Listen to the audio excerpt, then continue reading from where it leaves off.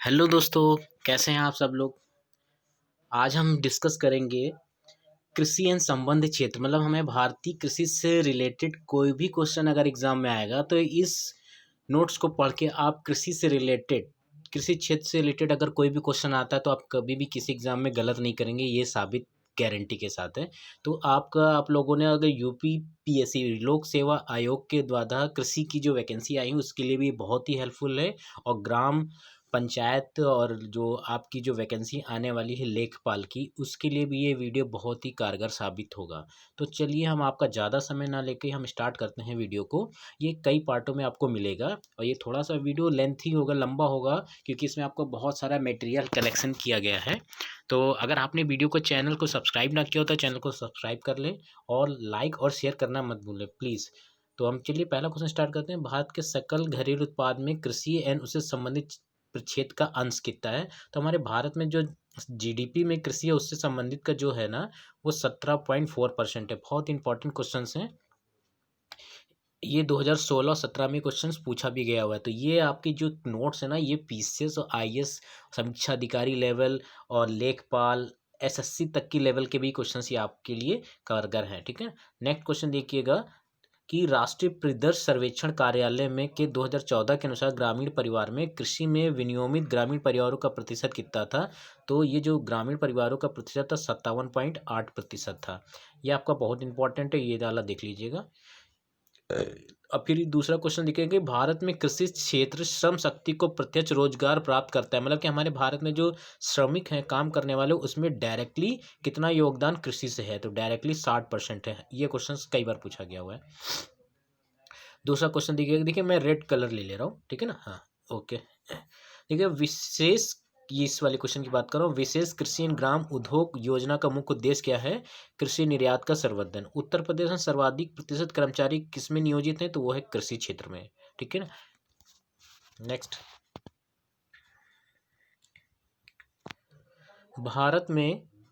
भारत में श्रमिक बल में प्रायः अपने जीवन यापन के लिए वर्तमान में कितने कृषि पर कितने प्रतिशत की निर्भरता है। सेम क्वेश्चन से तो ये थोड़ा सा बदल के क्वेश्चन। तो ये 60% भारत की जीवन यापन जो कृषि पर निर्भर करती है।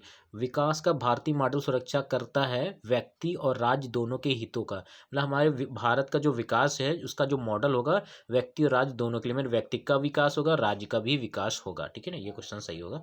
आर्थिक नियोजन के युग के आरंभ से भारत की सकल राष्ट्रीय आय में कृषि का हिस्सा निरंतर कम होता जा रहा है, क्योंकि अब लोग कृषि को निरंतर कम कर रहे हैं, उसमें प्लाटिंग और जगह को, जंगल को कट करना, तो ये सब चीज़ें हैं जो कृषि के लिए नुकसानदायक हैं। तो ये निरंतर कम होता जा रहा है। फिर जवाहरलाल नेहरू, लाल बहादुर शास्त्री, चरण सिंह व अबुल कलाम आज़ाद ने भारत में सहकारी कृषि के विचार का समर्थन नहीं था, तो चरण सिंह में नहीं था। ठीक है ना। दूसरा देखिए क्वेश्चन, एक ये बहुत इंपॉर्टेंट है। सोयाबीन खेती के अंतर्गत क्षेत्र सर्वाधिक, तो सोयाबीन की खेती सबसे ज़्यादा कहाँ होती है, मध्य प्रदेश में होती है। तो आप जो हाईलाइटेड क्वेश्चन है इसको आप नोट करते भी चलिएगा आप अपने नोट्स के लिए। ठीक है, आगे बढ़ते हैं। ये देखिएगा कि क्वेश्चन बहुत ही इंपॉर्टेंट है कि कपास का प्रति हेक्टेयर उत्पादन 2017 में विश्व में सर्वाधिक है। ठीक है, 2017 में सबसे ज़्यादा जो कपास का हेक्टेयर सर्वाधिक है वो है ऑस्ट्रेलिया में। गेहूं की सिंचाई तो अतिरिक्त क्रांतिक अवस्था है, ताज निकलने की अवस्था। ठीक है ना।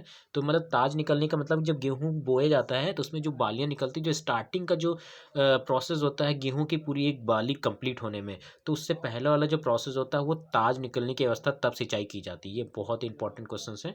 ठीक है, ये सब आपके पीसीएस लेवल के, समीक्षा अधिकारी लेवल के एग्जाम में बहुत ही इंपॉर्टेंट होंगे आपके लिए। आगे देखते हैं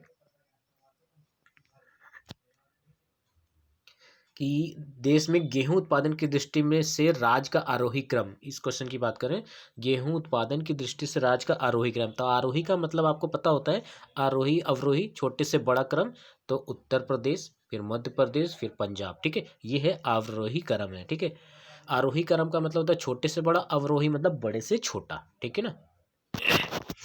भारत में फसल बीमा योजना का शुभारंभ कब हुआ था? ये बहुत इंपॉर्टेंट क्वेश्चन है। भारत में फसल बीमा की योजना का उत्पादन 85 में हुआ था। व्यापक फसल बीमा योजना के स्थान पर राष्ट्रीय कृषि बीमा योजना लागू की गई थी। तो ये क्वेश्चन है कि व्यापक फसल बीमा के स्थान पर, मतलब पहले जो योजना चल रही थी वो व्यापक फसल बीमा योजना थी, लेकिन उसकी जगह आ गई राष्ट्रीय कृषि बीमा योजना। तो कब लागू हुई थी? ये 1999 में। नोट करते चलिएगा। राष्ट्रीय कृषि योजना के को खरीफ फसल पर भी लागू किया गया था। पहले राष्ट्रीय कृषि बीमा योजना खरीफ पर नहीं थी, लेकिन कब खरीफ फसल पर भी लागू किया था? 2004 और 2005 में। उत्तर प्रदेश के किस वही योजना लागू की गई थी? ठीक है ना, तो ये मैं आपको कर दे रहा हूँ ताकि वीडियो थोड़ा क्लियर हो जाए। ये वाला क्वेश्चन देखिएगा। उत्तर प्रदेश में किसान वही योजना लागू की गई, तो किसान वही योजना कब हुई थी? 1992 में। कमांड क्षेत्र विकास कार्यक्रम जल उपयोग दक्षता विकास के लिए हुआ था। ठीक है, ये जो क्षेत्र कार्यक्रम किस लिए हुआ था? उपयोग दक्षता विकास के लिए। जिसको मैं अंडू कर दे रहा हूँ ताकि आपको वीडियो क्लियर दिखता रहे। नेक्स्ट क्वेश्चन दिएगा कि ये हैंडबुक ऑफ एग्रीकल्चर प्रकाशित होती है, मतलब कि एक पत्रिका है, इस पत्रिका का नाम है हैंडबुक ऑफ एग्रीकल्चर। कहाँ से प्रकाशित होती है? भारतीय कृषि अनुसंधान परिषद से। और उत्तर प्रदेश कृषि अनुसंधान परिषद, ये क्वेश्चन कई बार पूछा गया, कहाँ है? तो ये है लखनऊ में। ठीक है ना। फिर 8वीं योजना के अंतर्गत योजना आयोग में भारत को कृषि जलवायु प्रदेश में विभक्त किया गया, तो वो तो संख्या कितनी थी? 15 थी। राष्ट्रीय हेक्टेयर मिशन आरंभ कब हुआ था? ये क्वेश्चन एक बहुत ही डिक्टो क्वेश्चन बन सकता है कि राष्ट्रीय हेक्टेयर मिशन कब स्टार्ट हुआ था? ये 10वीं पंचवर्षीय योजना में स्टार्ट हुआ था 5 मई 2005 में। ठीक है ना। तो ये मैं आप बार बार अंडू करते जा रहे हैं ताकि आपको वीडियो जो है ज़्यादा गंदा ना दिखे और क्लियर दिखे। बाकी हाईलाइटेड हो जा रहे हैं तो आप समझ जाइए कि ये इंपॉर्टेंट है। ये वाला क्वेश्चन बहुत इंपॉर्टेंट है। राष्ट्रीय बागवानी मिशन, इसको शॉर्ट में NHM से अंकित किया जाता है। तो ये पूर्वोत्तर व हिमालय राज्य में, ठीक, जम्मू कश्मीर उत्तराखंड क्षेत्र में 18 राज्य 4 केंद्र शासित प्रदेश में ये राष्ट्रीय बागवानी मिशन का चलाया गया। ठीक है। ठीक है, आगे चलते हैं।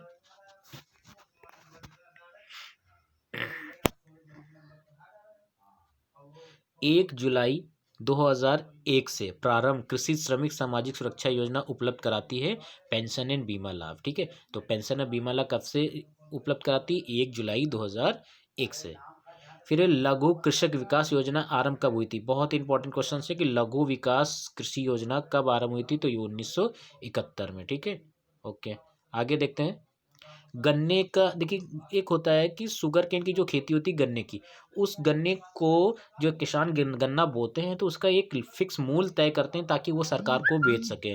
तो वो कौन सी समिति जिसके थ्रू गन्ने का एक उचित मूल्य तय किया जाता है? तो समिति का नाम है आर्थिक मामलों की मंत्रिमंडलीय समिति। ठीक है, ये समिति का नाम है। ठीक है ना। ये फिर देखिएगा,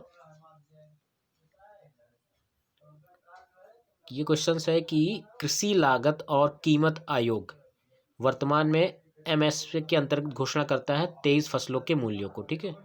दूसरा क्वेश्चन देखिएगा कि राष्ट्रीय खाद्य मिशन सुरक्षा मिशन ये कब प्रारंभ हुई थी? 2007 और 8 में। एक इससे पहले देखिए ये था कि लघु कृषक विकास योजना कब प्रारंभ हुई थी, ये क्वेश्चंस। और ये वाला राष्ट्रीय खाद्य सुरक्षा मिशन, ठीक है, जो FCI food corporation of India, तो इस टाइप का ये 2007 और 8 में राष्ट्रीय खाद्य सुरक्षा मिशन, जिससे जो भी खाद होता है, सामग्री होती है, तो उसको सुरक्षित किया जाए ताकि कीड़े ना लगे या उसको स्टोर किया जा सके। तो ये मिशन कब? 2007 और 8 में। ठीक है ना। आगे चलते हैं।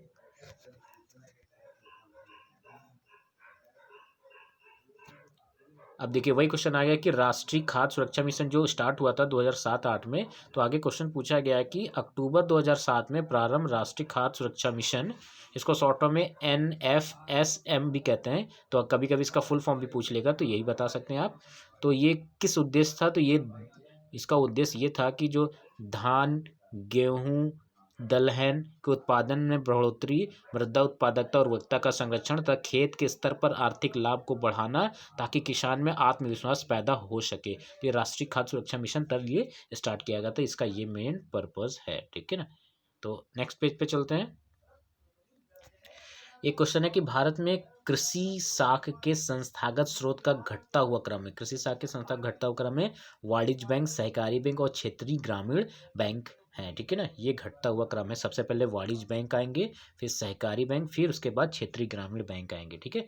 कृषि तथा संबंधी क्रियाओं हेतु सबसे कम संस्थागत साख प्रदान करता है, तो वो सबसे ज़्यादा कम विदेशी निजी बैंक जो है कम सबसे ज़्यादा प्राप्त करता है, ठीक है ना। दूसरा देखिएगा कि ये वाला क्वेश्चन आप खुद देख लीजिएगा पढ़ के। आगे चलते हैं जो इम्पोर्टेंट्स होंगे, बाकी आप पॉज करके वीडियो देख सकते हैं।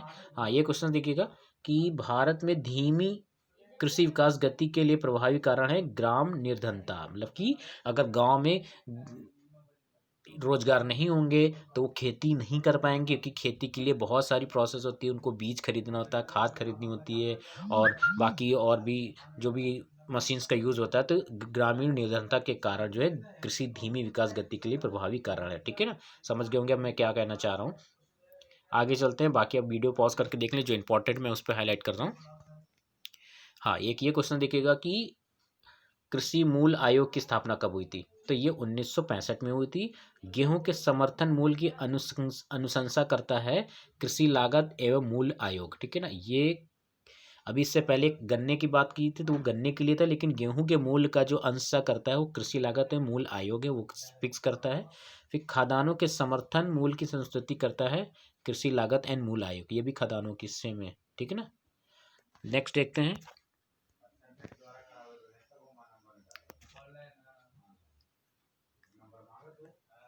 ये क्वेश्चन आ सकता है, वन लाइनर है कि मूल्य जिस पर सरकार खादान का क्रय करती है, मतलब कि जो वो मूल्य जिस पर सरकार किसानों से सामग्रियां खरीदती है, जैसे गन्ना हुआ, दाल हुआ, गेहूं हुआ, तो वो मूल्य जिस पर सरकार खादान का क्रय करती है तो वह अधिप्राप्ति मूल्य, उसको इंग्लिश में कहते हैं प्रोक्यूरमेंट प्राइस, ठीक। इस प्राइस पर सरकार किसानों से अनाज खरीदती है, ठीक है। तो किस प्राइस पे? अधिप्राप्त प्राइस, बहुत इंपॉर्टेंट है।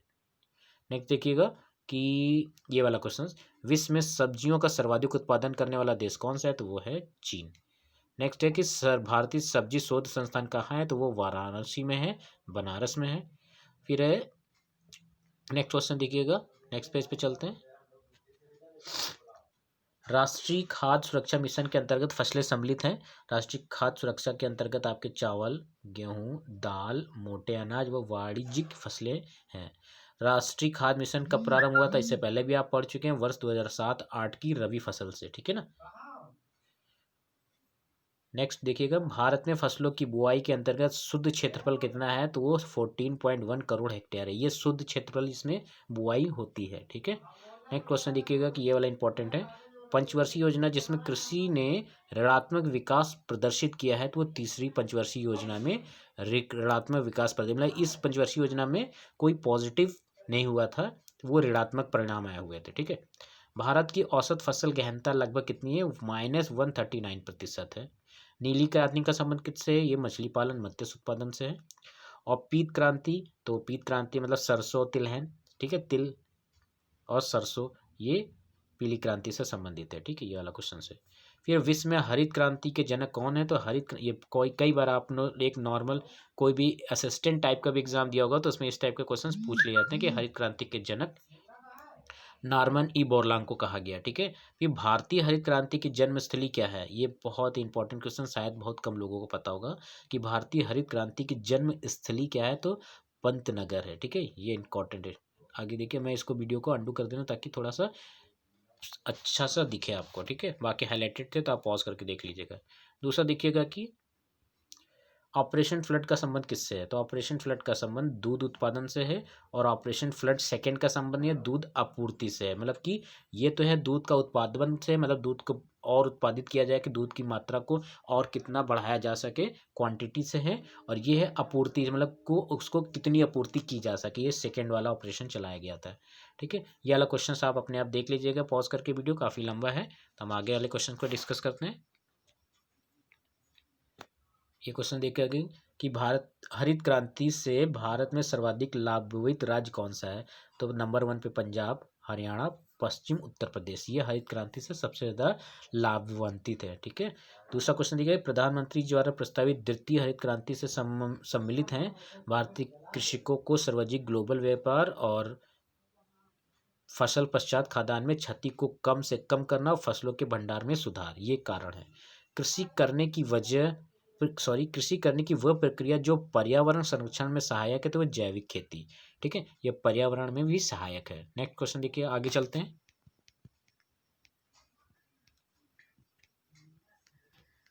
ये देखिएगा, हाईलाइट करने जा रहे हैं। भारत में मुख्य कृषि पदार्थ आयात मद है। मतलब कि भारत में जो कौन सा कृषि पदार्थ जो हम लोग आयात करते हैं, वो खाने योग्य तेल। ठीक है, ये हम लोग आयात करते हैं। आयात और निर्यात तो समझ रहे होंगे। आयात मतलब बाहर देश से मंगवाना, और निर्यात मतलब अपने देश से बाहर को भेजना। निर्यात हेतु आम की पसंदीदा प्रजाति है। मतलब कि ये आम की पसंदीदा प्रजाति है जो हम लोग निर्यात करते हैं, वो है अल्फांजो। ठीक है, ये पसंदीदा प्रजाति है जो विदेशों में बहुत ही पसंद की जाती है, इसका निर्यात किया जाता है। ठीक है, भारतीय राष्ट्रीय कृषि सहकारी विपणन संघ संबंधित किससे है? कृषि विपणन से संबंधित है। नेक्स्ट क्वेश्चन देखिएगा कि राष्ट्रीय स्तर पर कृषि विपणन सहकारिता की शीर्ष गठन कौन है? तो नेफेड है। ठीक है, ये नेशनल लेवल पे है।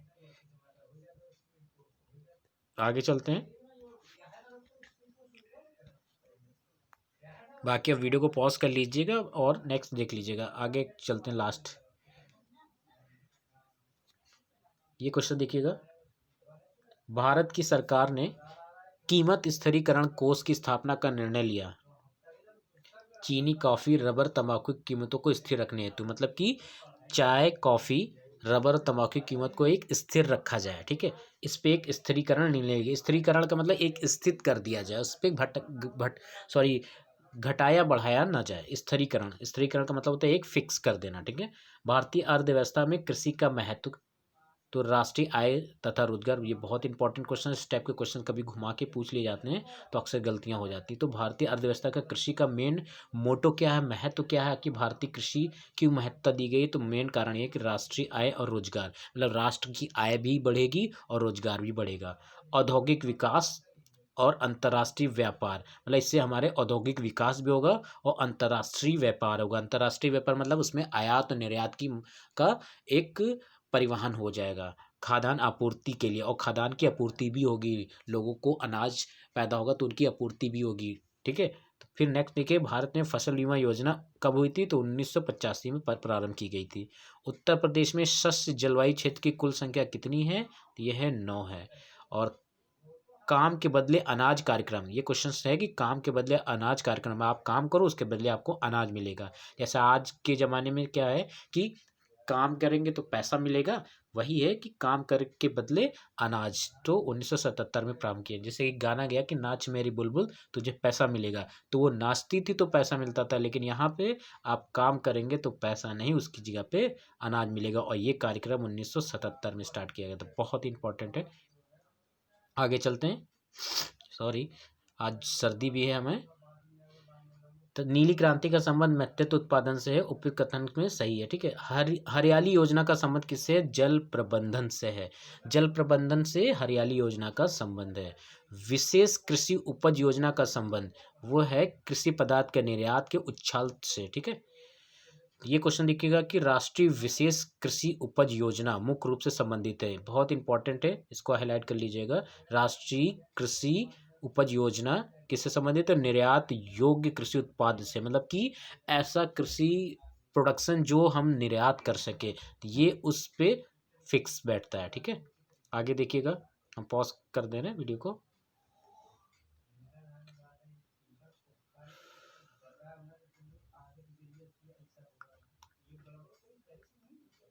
ये क्वेश्चन देखिएगा, किसान क्रेडिट कार्ड योजना, ये वाला।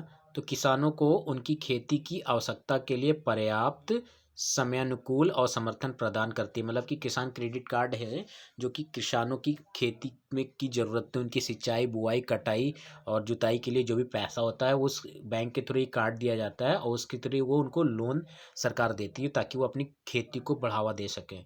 फिर दूसरा है कि भारत में प्रथम कृषि विश्वविद्यालय की स्थापना हुई थी, तो वो पंतनगर में हुई थी। पहला कृषि विश्वविद्यालय बना था पंतनगर में। ये बहुत इंपॉर्टेंट क्वेश्चन से एग्जाम में वन लाइनर में पूछ लिया जाता है।